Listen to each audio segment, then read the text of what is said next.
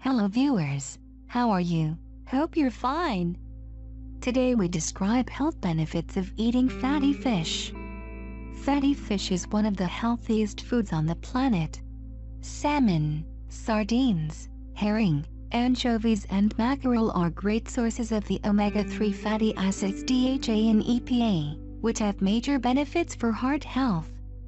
Getting enough of these fats on a regular basis is especially important for diabetics, who have an increased risk of heart disease and stroke. DHA and EPA protect the cells that line your blood vessels, reduce markers of inflammation and improve the way your arteries function after eating. A number of observational studies suggest that people who eat fatty fish regularly have a lower risk of heart failure and are less likely to die from heart disease. In studies, older men and women who consumed fatty fish 5 to 7 days per week for 8 weeks had significant reductions in triglycerides and inflammatory markers.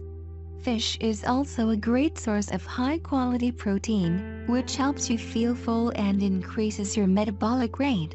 Thank you for watching this video. Please subscribe my channel for more update, like, share and comments on this video.